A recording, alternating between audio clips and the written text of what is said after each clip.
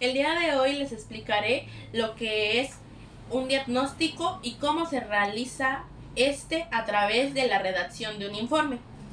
Pero para empezar, les explicaré qué es un informe psicológico. El informe psicológico es aquel documento escrito por el psicólogo donde se exponen los resultados de una evaluación diagnóstica a un paciente, es decir, la primera entrevista o la entrevista inicial, que es donde recolectamos los datos más fundamentales del paciente. En él se recoge información que el profesional obtuvo durante dicho proceso. De este modo, el texto constituye un registro clínico donde se incluyen antecedentes de la situación actual del paciente, sus problemas, sus limitaciones o las principales averiguaciones que hace el psicólogo o las intervenciones de la misma. También se preguntarán qué es un diagnóstico psicológico. Bueno, este tiene el fin de que es una herramienta que se utiliza para identificar, describir, clasificar o predecir la conducta de una persona o un grupo de personas. Se refiere a que sepamos los síntomas o el funcionamiento mental y emocional que no tienen una base orgánica observable. El psicodiagnóstico es un proceso que tiene un objetivo principal, que es la definición de un diagnóstico del estado de salud mental de la persona consultante, es decir, el paciente, y resulta fundamental para orientarlo a un tratamiento que sea adecuado dependiendo del trastorno o problema con el que el paciente llegue.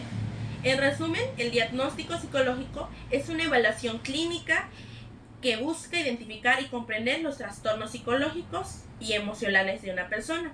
¿Qué habilidades se necesitan para realizarlo?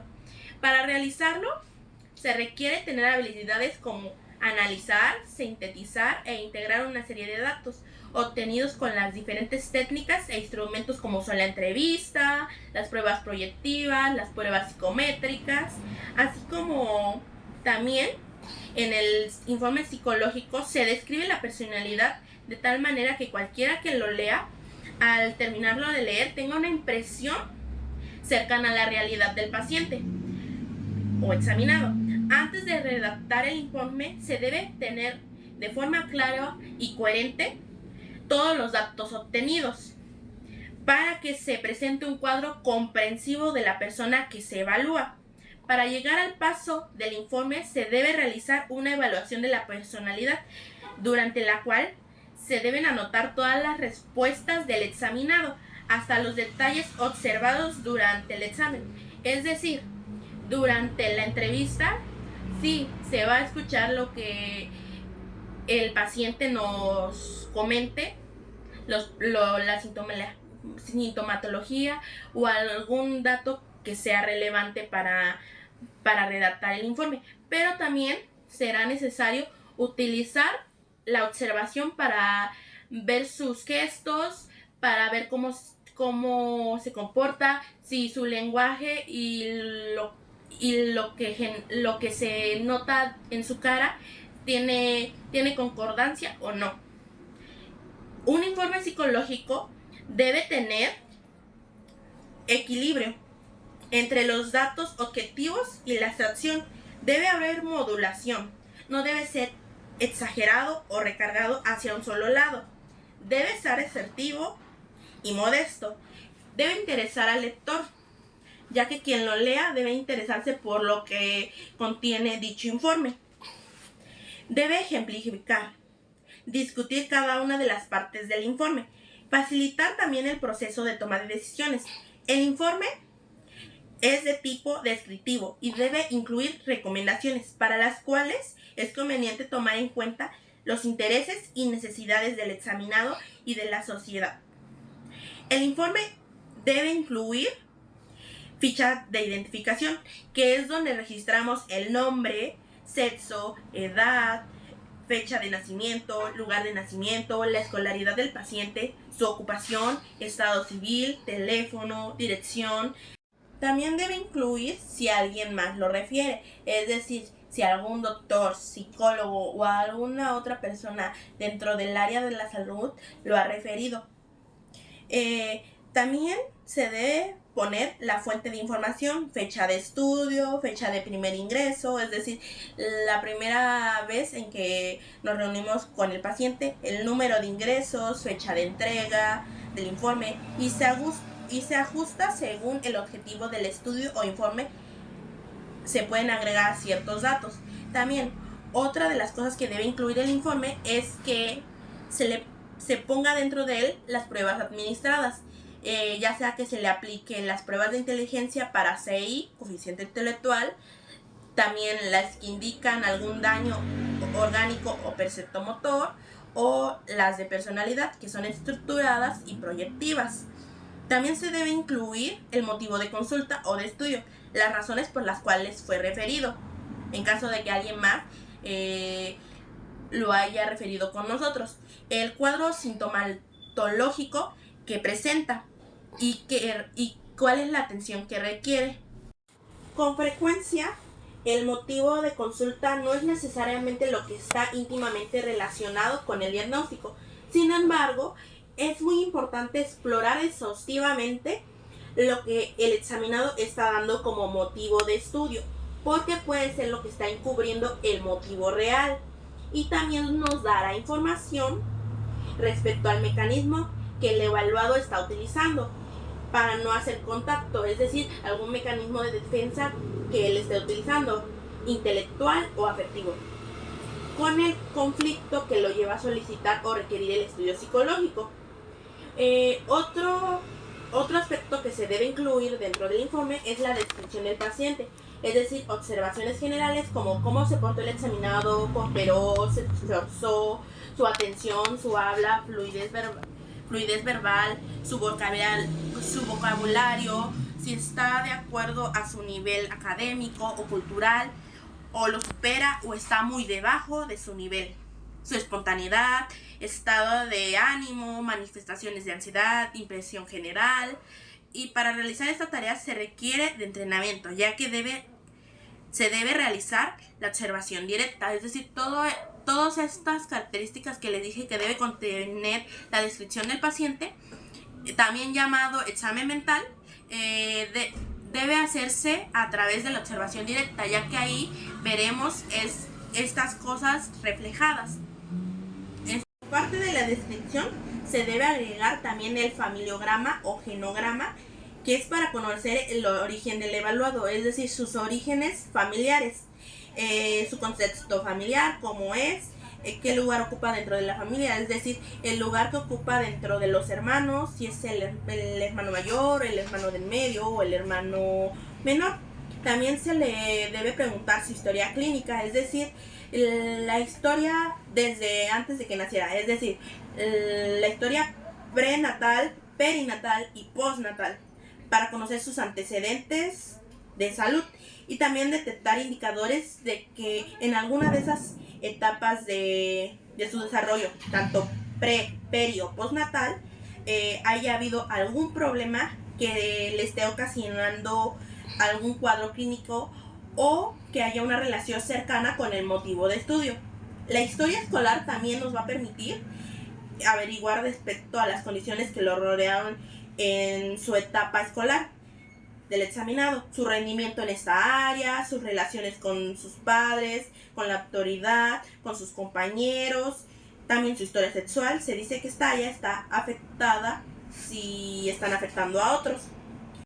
También se debe incluir los resultados de las pruebas, tanto de CI, de las pruebas cuantitativas o cualitativas, el daño orgánico cerebral, disfunción cerebral, personalidad, orientación vocacional. Depende del objetivo de la evaluación y si hay o no insight, qué mecanismos de defensa utiliza, qué partes sanas o recursos cuenta el paciente.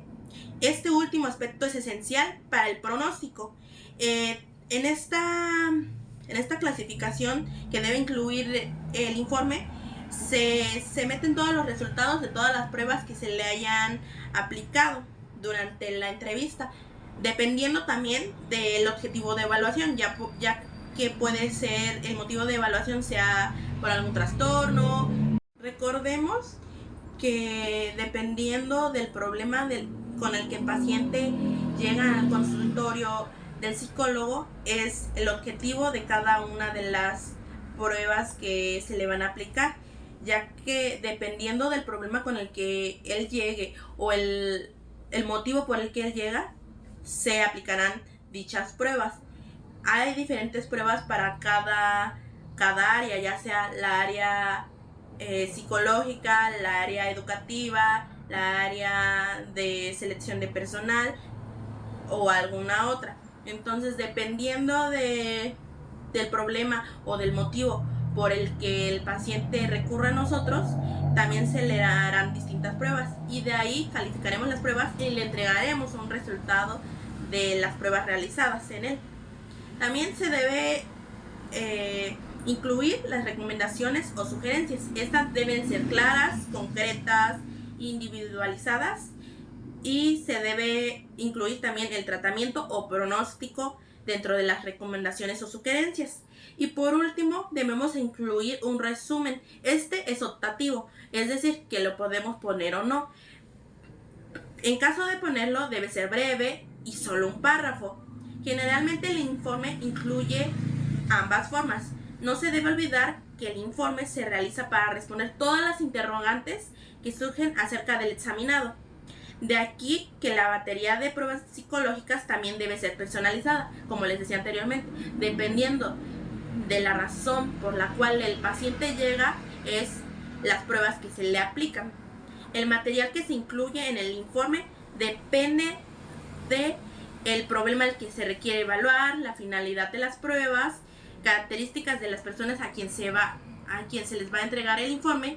Un informe psicológico, en el momento de redactarlo, se debe procurar no equivocarse en esto. Y se los voy a comentar para que no haya ningún error al momento de que ustedes realicen su informe. Bueno, debe no contener esto. No hable de ausencia de rasgos, es decir, se habla de la presencia de rasgos. Presente términos que no entiende la mayoría, es decir, términos que a lo mejor los demás sean incomprensibles para ellos o no manejen ese tipo de términos. Entonces, se deben ocupar términos que podamos entender todos al leerlo.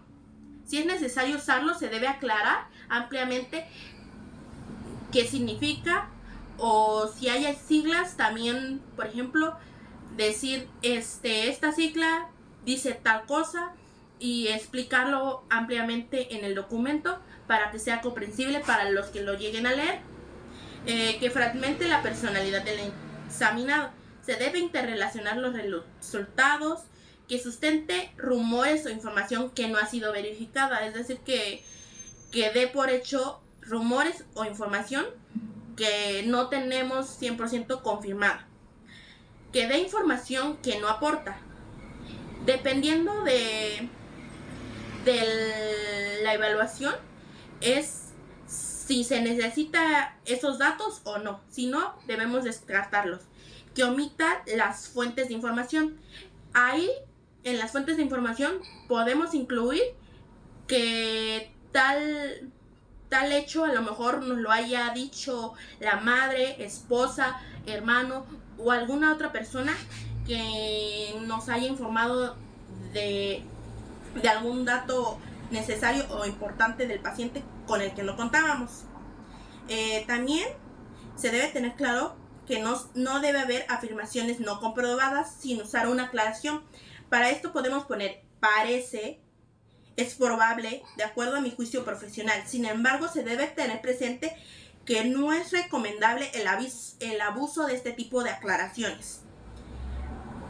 También se debe incluir información, no se debe incluir información nociva para el examinado, es decir, que no sea necesario de comunicarla. Debe ser de forma verbal y directamente al otro profesional, porque a veces cometemos el error de que ponemos explícitamente lo que puede estar pasando y esto puede llegar a leerlo el paciente. Entonces, si es necesario que se refiera a algún otro profesional, es mejor comunicárselo a esa persona y no al paciente, porque podemos alarmarlo y que se empiece a preocupar. Entonces es mejor hablarlo con otro profesional que lo vaya a tratar o lo esté tratando en conjunto con nosotros. Que presenta abstracciones, ambigüedades, presente disculpas o también rarezas. Es decir, por rarezas tomamos en cuenta frases ambiguas, vagas, abstractas o superfluas, palabras inapropiadas. También que incluya generalizaciones inapropiadas, es decir, se basarse en datos confiables y suficientes para conclusiones. Que presente regateos. Por eso los datos deben ser claros para que el informe sea directo y firme, para no confundir. No se debe confundir con cautela, la cual sí se recomienda. Que presente cambios repentinos. Las frases deben ser coordinadas, ligadas, preparar al lector para el cambio. Que incluya tantos tecnicismos, incluya abreviaturas como etcétera, porque puede resultar engañoso para el que lo lea. También el cómo redactar el informe. Se debe redactar con un lenguaje bien definido, especificado y concreto. Específico, no general. Definido, no vago. Y concreto, no abstracto. No se debe sacrificar la claridad, por lo tanto, no abreviar, como las siglas como WISE, DFH, HTTP. Debe ser claro, no enigmático. ¿Quién lo dijo? ¿Quién es? Evitar palabras rebuscadas, evitar palabras innecesarias, es decir, frases de adorno. Agrupar la información en que se refiere a lo mismo, ideas afines, por ejemplo, el desarrollo temprano, las fechas de los ingresos, si los hay. Dejar no ser tan fantasioso o crítico o exagerado. No usar superlativos o ser muy categórico, como por ejemplo poner no existe, es muy. También se debe evitar el uso de calificativos como bueno, malo, bastante, poco o mucho. Y también se debe procurar ser positivo o no ser negativo. Decir lo que sí puede, no lo que no puede hacer. Ejemplo, el examinado no reconoce los colores, sin embargo logró. Se debe tomar en cuenta que para redactar un informe psicológico, algunos elementos teóricos a saber es que necesitamos incluir la psicodinamia, es decir, esta se refiere que en el reporte se debe explicar el comportamiento inconsciente, tomando en cuenta las motivaciones e impulsos que ya se considera que el síntoma es una expresión inconsciente. Para lograr este entendimiento es necesario que la psicóloga o el psicólogo tenga un amplio conocimiento en la teoría psicoanalítica de Freud, no solo por la psicodinamia, sino porque la interpretación de las pruebas proyectivas están basadas en el mismo marco teórico. El retomar la psicodinamia permite que se informe de una manera completa y profunda del examinado. Nos permite entender su realidad psíquica, cuánto monto enérgico deposita en sus experiencias y por lo tanto en sus representaciones mentales. También es necesario incluir la psicogénesis. Este término se refiere al origen de los síntomas del examinado. En el reporte se debe aterrizar la información que se obtuvo de la entrevista y de las pruebas psicológicas para explicar cómo se originaron las conductas actuales. Psicodinamia, las cuales fueron experiencias tempranas que hicieron la aparición del trastorno, si es que lo hay. También se retomarán factores genéticos o somáticos, además de las experiencias tempranas que el paciente haya tenido. También se debe incluir las consecuencias. Se refiere a la explicación que se debe hacer en el informe de qué va a pasar en un futuro en caso de no poner atención a la conducta actual. Se explica qué puede desencadenarse. En el pronóstico se aborda algo de esto.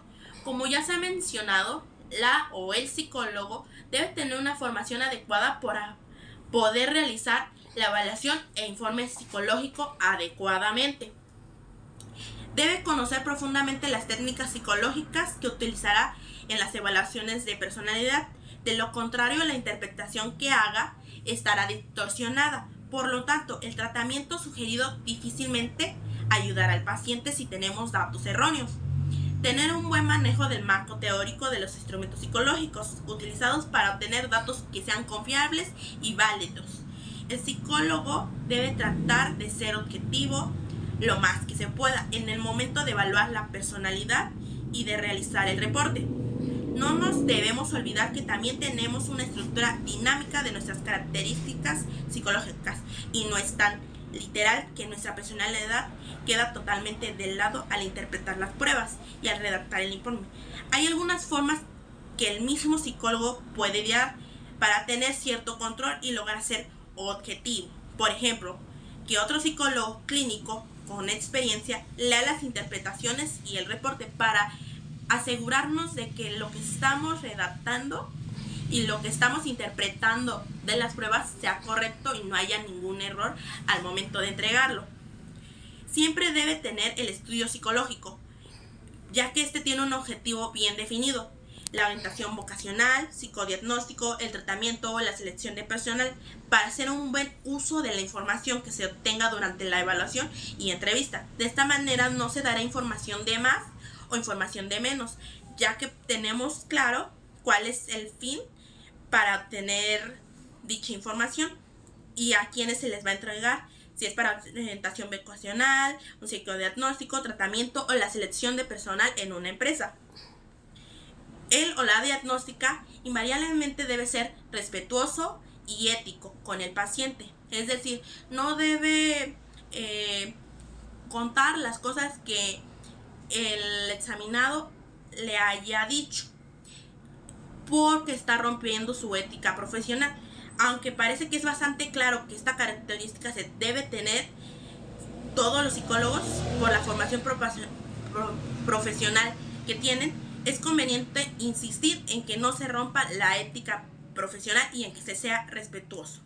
La evaluación diagnóstica, desde la entrevista hasta el reporte, vamos a obtener información muy personal del paciente, por lo que siempre esta se debe tratar de una manera ética y con mucho respeto, porque cada uno de los pacientes que llegan vienen con distintos problemas o trastornos. Entonces es importante que esta información nos salga del lugar donde estamos haciendo la entrevista o la evaluación y que todo quede entre paciente y psicólogo. Y de ahí no debe salir, porque si no estamos rompiendo la ética profesional. También se debe tener claro que la ética profesional se debe romper si el paciente está cometiendo algún delito o puede atentar ante la vida de él o de alguna otra persona. Pero de otra forma no se puede romper con esa confidencialidad, ya que esto sería un delito. Y como parte de la formación es que esta también debe tener supervisión, como les decía.